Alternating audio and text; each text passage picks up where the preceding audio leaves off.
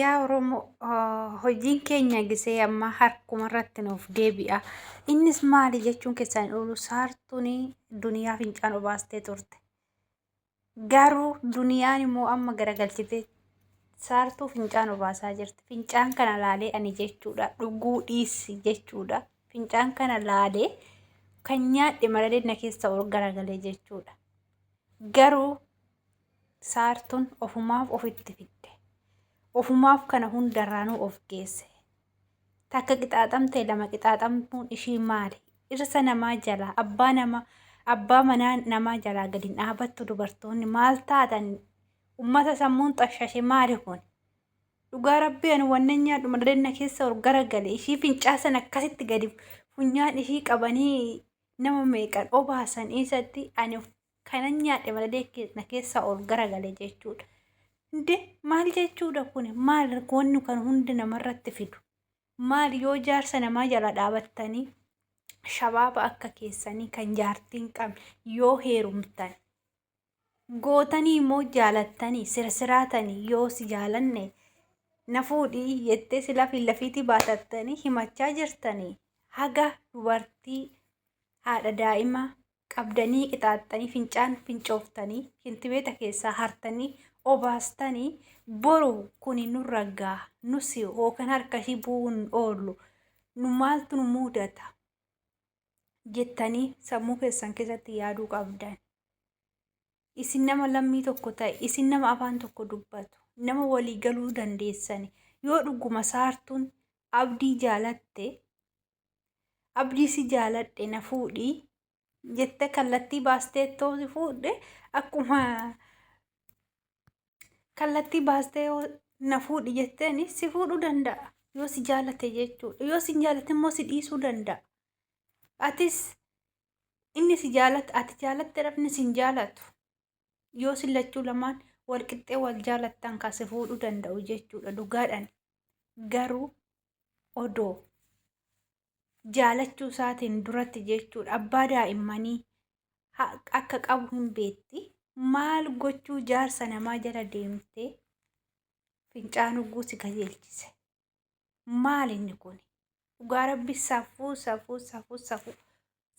kun dhugaa boolii ofii obaasuu jechuun ani takka kanan arge Oromoo keessatti kan fincaan ofii fincaanii wal obaasan warra Yamanii tan arge dhugaa dubbachuudhaaf jechuudha. Nazargannanii ana jechuudha dhugaa.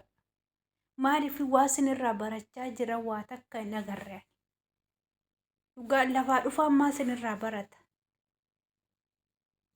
Ishii ilmoon teessane lafaa dhuftuun warri sin hordofaa jiru maal sinirraa barata? Viidiyoon kun online irra oolchaa jirtani gaarii gootanii jechuudha fincaan keessa wal obaasaa jechuudha. Kun immoo gaarummaa mooti. Warri lafaa dhufu maal sinirraa barata? Edaan waan akkanatti nu guddisanii ilmoon teessa viidiyoo kana laaluu dandeessi. Guddattee jechuudha. Edaa haati yaa akkana ishii goote ishiinis akkana si goote saartuunis duniyaanis jechuudha. Boruu keessan itti qaana'uuf teessa waan hojjettan kanatti jechuudha. Ishiin akkasitti si qixaaxxee ati immoo fincaan obaasuu hin qabdu. Ati haadha ilmooti. Qixaaxii biraa kennuufii qabda malee fincaan kee fincooftee akka ishii si goota san godhuu hin qabdu. Nama aannan si obaasee damma obaasi jedha Oromoon jechuudha. Kanaafuu dhugaa waan hin taane gara jabeenya akkanaa jechuudha walirratti hin raawwatinaa. Isinis shamarran keenya yoo jaalattan dhiira tokko erga jaalattanii gara jabeenya yoo inni isin hin jaaladhu jedhee isin dide gara jabeenyaan ittiin jaagaminaa abbaa ilmootitti. Kun jaalalaa miti moo jechuudha dhugaa dubbachuudhaaf waan nama jibbisiisu jechuudha waan miidiyaa kanarratti deemaa jiru hundumtuu jechuudha. Inde maali jaalalli akkana? Yoo abbaan manaa sin jaaladhu dubartii fuudhanii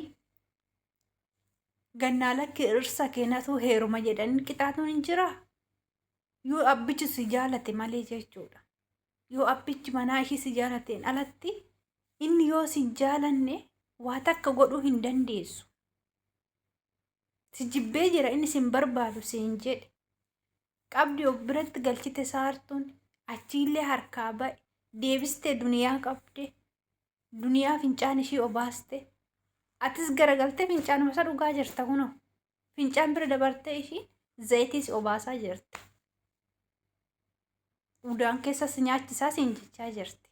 Maalumaaf sammuun kuni gaafa abbaa manaa abbaa ijoollee jaalattu sanii boru ana maaltu qunnama ilmoon argadhu san oduu isaa heerumte ilmooti yasan maaltu ishii qunnama jettee yaaduu qabde malee waan hin taane hojjechuu hin qabdu.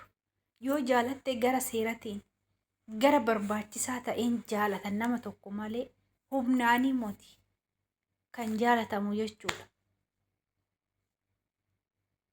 Dhugaa waan isin hojjechaa jirtan kun warri Yamanii keessaa jechuudha waan nama jibbisiisu waan akka fokkosiisaa jechuudha. Waan ilmaan Oromoo keessatti argamee hin beekne agarsiisaa jirtan. Takka waan ilmaan Oromoo waan akkanaa kana gallakkistee hin beekne gallakkisaa jirtan. Safuudha kun. Dhugaa na jibbisiistan ana jechuudha. Maali kun?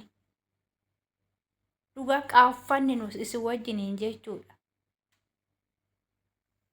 Takka siidii walitti gootan, takka fincaan wal obaastan, amma waan sinafe ummoo hojii jechuudha dhugaa rabbii.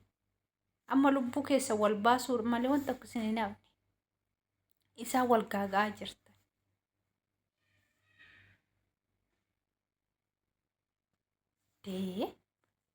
Maali sila kun waan akkana kun waan kana fide?